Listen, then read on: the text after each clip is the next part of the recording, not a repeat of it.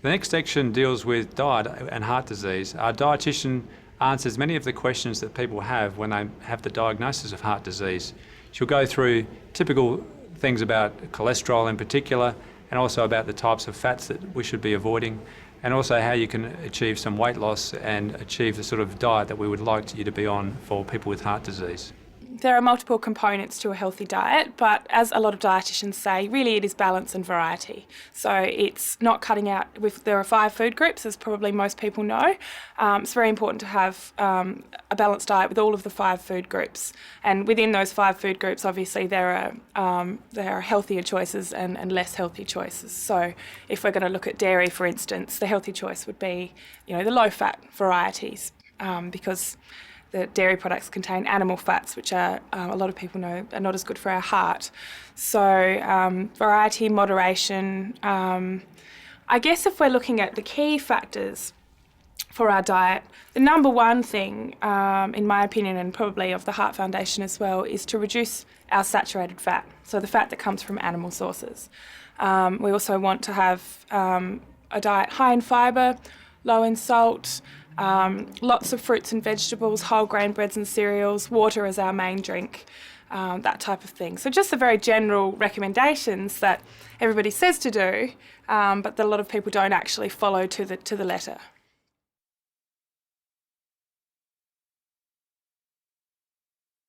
There's good evidence that everybody can eat more fruits and vegetables, particular vegetables. The recommendation from the government is to have 2 serves of fruit and 5 serves of vegetables per day. A lot of people don't know what that actually means.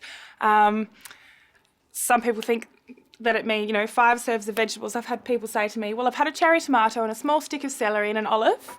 I had some lettuce in my salad and some cucumber on my sandwich. So I've had my five vegetables for the day. But what people don't actually realise is that it's 5 serves of vegetables. And a serve is half a cup of cooked vegetables or a cup of salad, sort of raw vegetables. So if you think about over the day, you leave all your vegetables for dinner time and you haven't really bothered to have any yet, you're left with 2.5 cups of cooked veggies or five cups of salad to contend with, which is an awful lot. So it's sort of, that message from the government teaches us that we need to put it back into our day. So we might have, some sliced tomato or some mushrooms for breakfast. We might have a small salad or some salad in our sandwich for lunchtime. So by the time we get to dinner, we've sort of, given ourselves a helping hand a little bit in terms of getting all of our vegetables and fruit in. Fruit makes an excellent snack. A lot of people aren't really sure what types of healthy snacks to have, and they often overlook fruits and vegetables.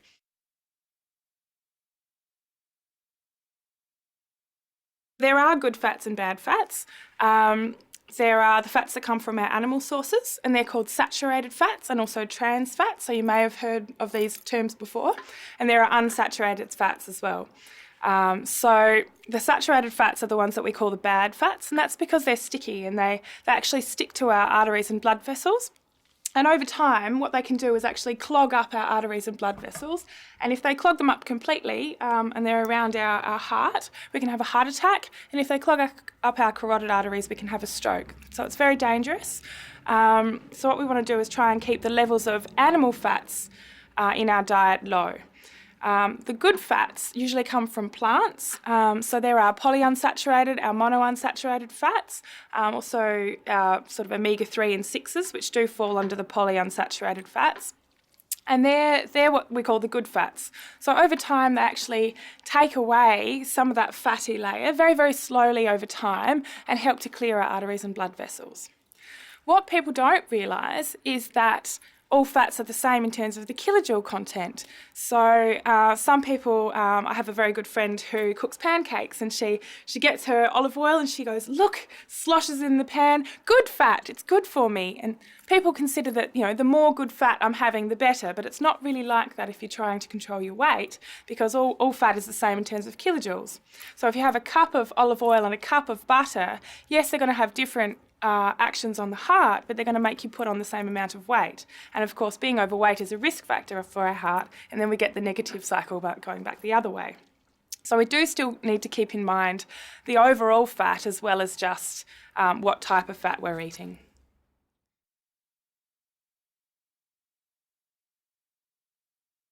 So there are two different sources of cholesterol. So you can get cholesterol that's manufactured in our liver, and some people's liver does manufacture a lot of cholesterol.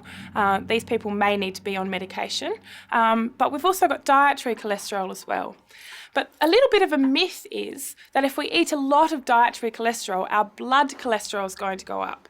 And actually, it's the saturated fat, which comes from animals, that raises our blood cholesterol level. So the conversion rate from dietary cholesterol to blood cholesterol isn't necessarily as efficient as it is with saturated fat. So keeping saturated fat low is probably the most important thing we can do for our blood cholesterol. So if we're thinking about eggs, they're quite high in cholesterol. However, that conversion rate means that they're not necessarily going to raise our blood cholesterol by a large amount. So the National Heart Foundation recommends up to 6 eggs per week. Now, you may not want to eat them all in one day, but we are able to eat foods that are higher in cholesterol for that reason.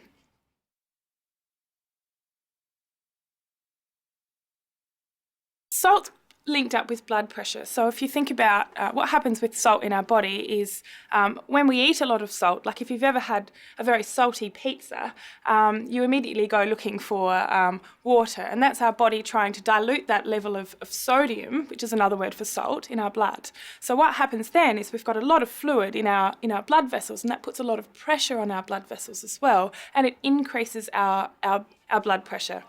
And an increase in our blood pressure means our heart has to work harder, and it's more of a risk factor for our heart, particularly if it's a chronic thing. It happens over a long period of time. So by reducing salt in our diet, we can help to reduce our blood pressure. Now, a lot of people say, but I really don't like the taste of foods without salt. And yes, there probably are a few foods that, everybody's got their food that they like salt on. For me, it's, hot chips. I just don't think they taste the same without salt. Some people it's tomato, some people it's egg. It is okay to have a small amount of salt, but what we need to remember is we're actually born for a taste preference for sugar. The salt taste is acquired, so just like we can acquire it, we can unacquire it as well. So it takes about 3 to 6 weeks for our taste buds to really adapt to that lower salt. So it's not going to happen that day, but our advice is give it a go, reduce it slowly, and then after about 6 weeks, you'll notice the flavours of your food start coming out and you can really start to taste it.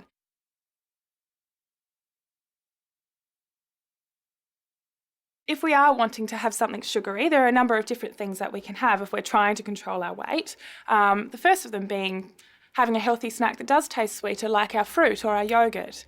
And a lot of people say, but fruit's got fruit sugar in it. A lot of people don't realise that just like all salts are the same, all sugars are the same as well. So, I'm putting honey in my tea and that's healthier for me. Well, no matter whether it's, sugar or treacle or molasses or table sugar or brown sugar, they're all the same. They're all digested and absorbed in the same biochemical pathway. They all contribute to our weight in exactly the same way.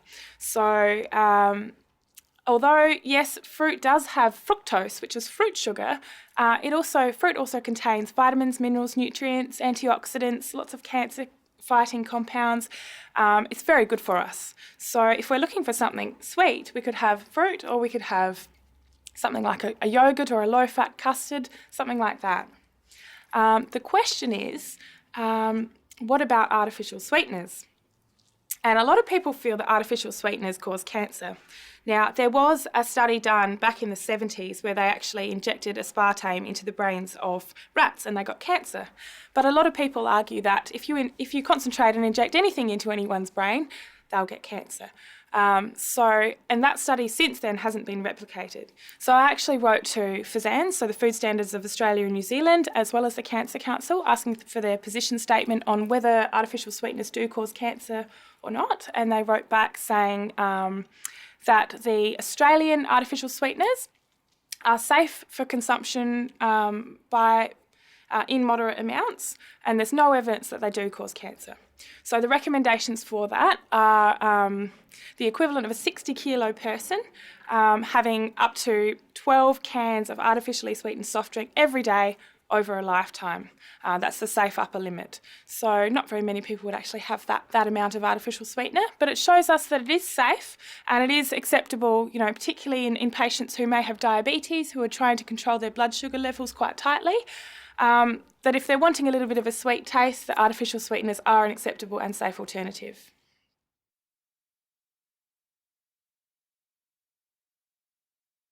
Fish contains, particularly the deep sea fish, contains a compound called omega-3, which is one of our good fats. And omega-3 is excellent for not only our brain and nerve and muscle function, but also our cardiac health as well. The recommendations from the National Heart Foundation are for the general population about 500 milligrams of omega-3 per day. And for patients who have had a cardiac event, about 1,000 milligrams per day. Now, it's not an exact science like it is with your heart medication. It's in a roundabout sort of, over the week it accumulates, that sort of thing. But the recommendations are 2 to 3 fish meals a week, particularly of your deep sea fish, so your Atlantic salmon and your mackerel and those types of fish that contain higher levels of omega-3. It can be difficult to get enough omega-3 in because I guess if you have high triglycerides, which is a circulating fat in our bloodstream, omega-3 can really help with that as well. So it may end up that you're taking a lot of omega-3. A lot of people do say, I don't like fish. If you don't like fish, we do recommend that you do take fish oil supplements. So you can get them either in capsule or oil form. It doesn't matter which one. But if you are taking a lot, it sometimes can be easier to take the oil so you're not taking 50 different capsules. Some people like to float a little bit of orange juice on the top so that when you shot it, it gets rid of that fishy taste. Some people like to mix it into their tuna and put it on their sandwich so you can't taste it as much.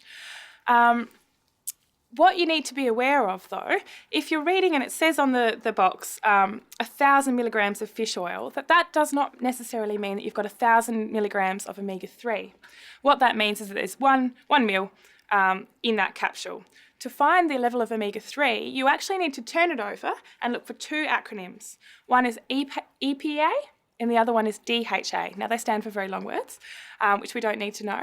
But next to those acronyms comes a number. So it may be DHA 180 milligrams and EPA 120 milligrams. So they're the 2 different types of omega-3. So you need to add those 2 numbers together. So in this case, DHA plus EPA will equal 300, and that's the amount of omega-3 you're getting. So say we're recommending 1,000 milligrams of omega-3, we may take 3, which will give you 900 milligrams, or you may decide to take 4 if you haven't had any fish for a few days. And that will help you to get enough omega-3.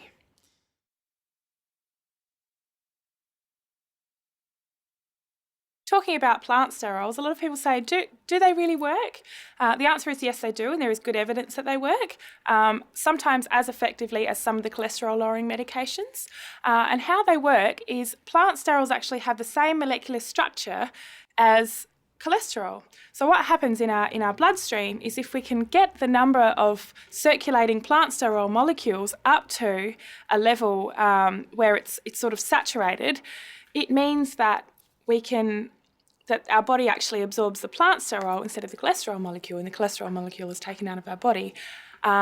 We do need cholesterol for a lot of our body's natural processes, so the production of estrogen, testosterone, adrenaline, which is that hormone where somebody comes up behind you and goes, rah, and scares you. That actually uses cholesterol as well, and also in the manufacturing of vitamin D in our skin when we go out in the sun as well. So in using those processes, our body needs cholesterol, so it takes it from our bloodstream, thereby lowering our blood cholesterol level. So if we're not absorbing it and we're using it up from our bloodstream, our blood cholesterol level is lowered. So the advantage of plant sterols is that they are safe. So what they actually do is plant sterols are found naturally in a lot of our plants, but in small amounts, not therapeutic levels. So they concentrate it and they put it into certain products, such as some of the margarines, the yogurts, the milks that are available in our supermarkets. So when we're talking about plant sterol enriched products, we're talking only those that are specifically labelled for that cholesterol lowering purpose. The catch is we need a certain amount per day. So 3 serves is what we're wanting per day. And one serve is 2 teaspoons of the cholesterol-lowering margarine, or we might have 1 serve of the cholesterol-lowering yogurt. Another example of a serve would be a cup of the cholesterol-lowering milk. So if we're thinking about our day, before we had the milks and yogurts, it could be quite difficult because we're relying on 6 teaspoons of margarine. Now, if you're a person who doesn't normally have a lot of margarine, we're then adding 6 teaspoons of fat into our diet. And remember that all fats are the same. And then our weight's likely to increase, which then is a risk factor for our heart, and it goes back the other way. But what we have now is this luxury of having the milks and yogurts. So a typical day may be you might have cereal and you might have a cup of milk on your cereal, so that's 1 serve. At morning tea, you might have a pot of the cholesterol-lowering yogurt, which is a 2nd serve, and on your sandwich at lunchtime, you might have 1 teaspoon of each of margarine on each slice, and there you've got your 3 serves. An important consideration is that the cholesterol-lowering molecule of the sterol is a similar structure to our beta-carotene antioxidant molecule, and we want to make sure we have enough antioxidants.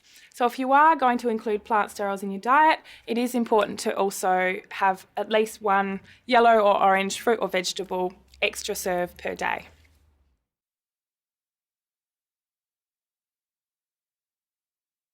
Everybody likes antioxidants because what are they in? They're in red wine, they're in tea, they're in chocolate.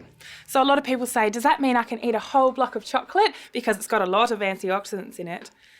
If you're thinking about a block of chocolate though, what else does chocolate have in it? Saturated fat, sugar, calories, and very little other nutrition. So I guess what people overlook when they're thinking about antioxidants is the biggest the richest source of antioxidants are our fruits and vegetables. So if we're going to look at antioxidants in our fruits and vegetables, one of my recommendations is always have a look at the actual fruit or vegetable. So have you ever cut a capsicum in half, or looked at a bunch of lettuce that was dark green, or the capsicum's brightly red? Usually if the fruit or vegetable is really intensely coloured, that indicates that it has a high level of antioxidants in it. So the other really important thing with antioxidants is that at this point in time in science, there is no evidence that taking antioxidant supplements is a useful thing to do. So if you go to your health food store, you can have a look at all of these antioxidant supplements, but there is no evidence that any of this works. It appears from the evidence that antioxidants work in concert with all the other nutrients in our food. So having a balance and variety and lots of fruits and vegetables are the best way to get antioxidants, which of course can really help lower our risk factor for our heart and also cancer and other chronic diseases.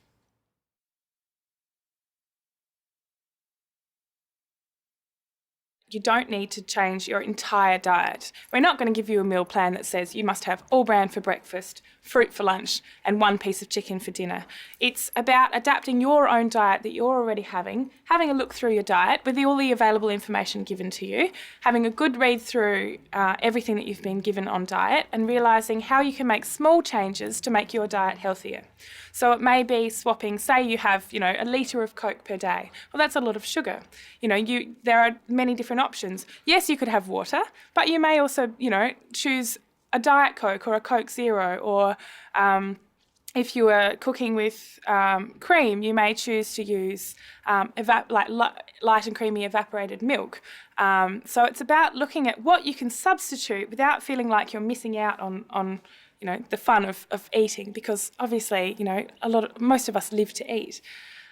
So the government campaign at the moment, the little, swap this for that, is a very good campaign because it shows us that, minor changes over a whole year can add up to being healthier, losing weight, without feeling like you're having to change your entire lifestyle to something that's unsustainable.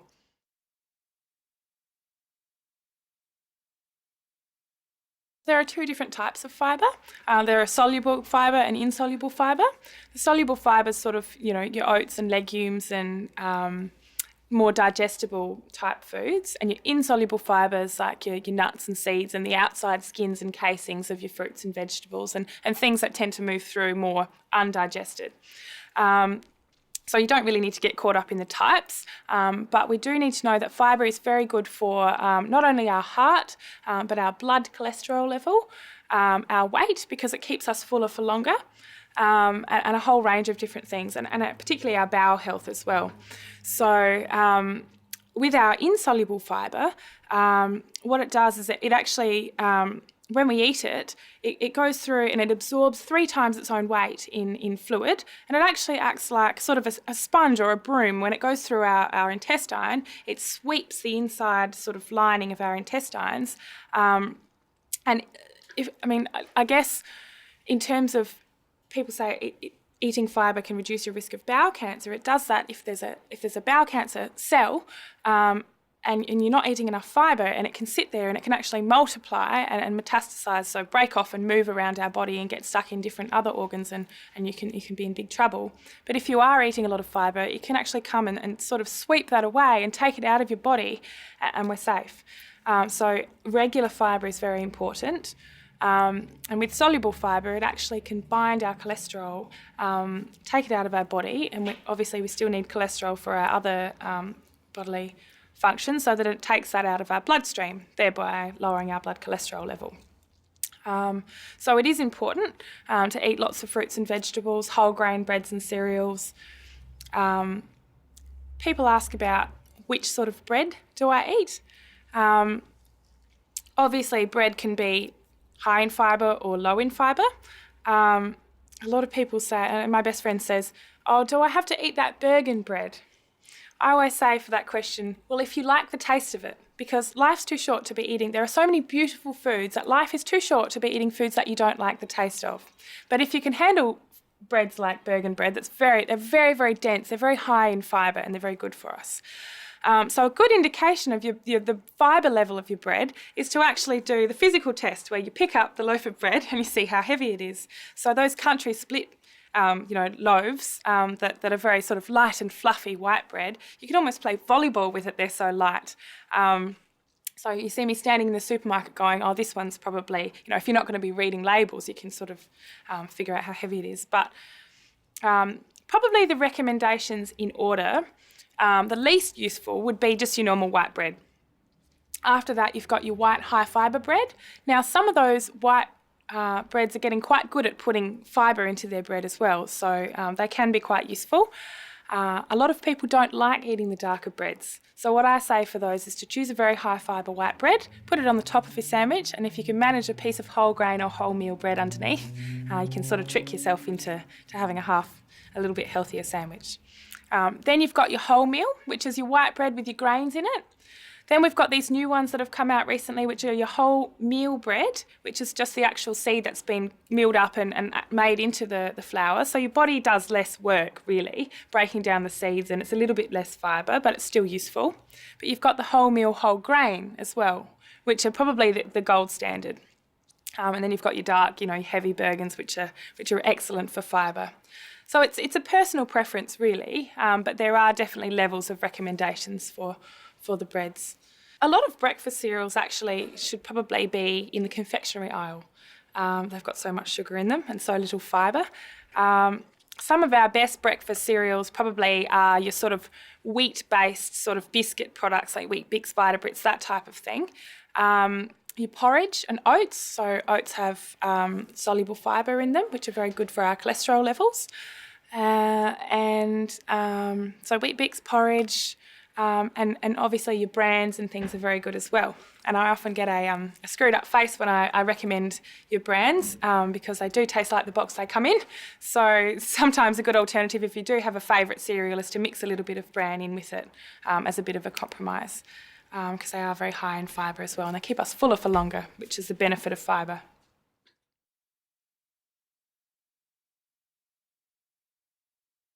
Reading labels is very important because it is a tool for our health. So these products are trying to sell, these companies are trying to sell their product by putting a slogan on the front saying, this food is healthy for you. But if we actually know how to turn the product over and read the labels ourselves, it's a much better thing.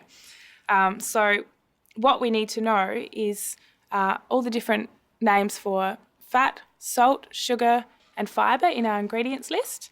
So knowing that is very important because they can split up sugars. So they might, instead of saying sugar as the first ingredient, why would they want to do that?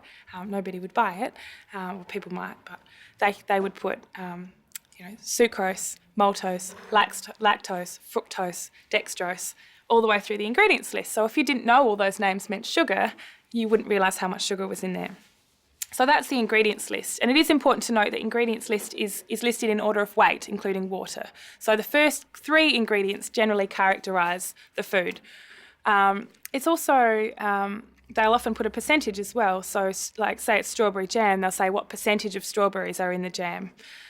They also have to write where the food comes from. So is it Turkish apricots or are they Australian apricots? So that can be quite useful as well in figuring out sort of the origins of our food if we're interested in that. The other very important thing is the nutritional information panel.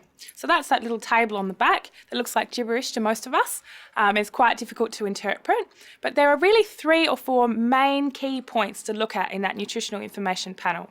So the 3 main things that we look at are fat, sugar, and salt, particularly if you have high blood pressure.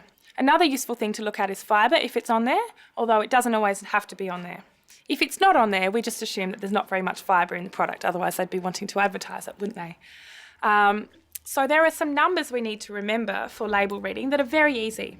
So for fat and sugar, we always look at the per 100 because the information is expressed as per serve as well as per 100, but the per 100 they all have, so it's directly comparable.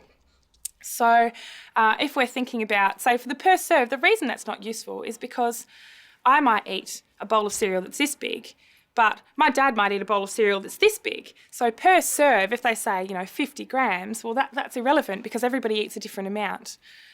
With a block of chocolate, their idea of per serve is 10 grams, which is 1 piece of chocolate. Well, who eats 1 piece of chocolate and then puts the block away? I don't know anybody that does that. So the reason we look at per 100 grams is because we can directly compare. So for fat, we're looking at less than 10 grams per 100, so 10%. For sugar, we're looking for the same thing, less than 10 grams per 100. So if there were 2 numbers that you could remember, they're fairly easy really, aren't they? For sodium, it's less than 400 milligrams. And for fibre, we want more than 5 to 6 grams per 100. So if we've got all 4 of those, it's an excellent angel of a product and we should eat it all the time. And it probably tastes like the box it comes in, really, because your fat, salt and sugar are your flavours. So it's just a matter of getting that balance right. But the fat and sugar are probably the most important in terms of your calories and your weight.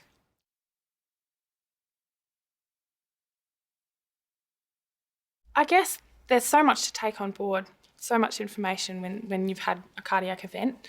My role in that is just to give all the information that I possibly can, and for then the patient to decide to go home and think about it and think what they can incorporate into their life and take from it what they can.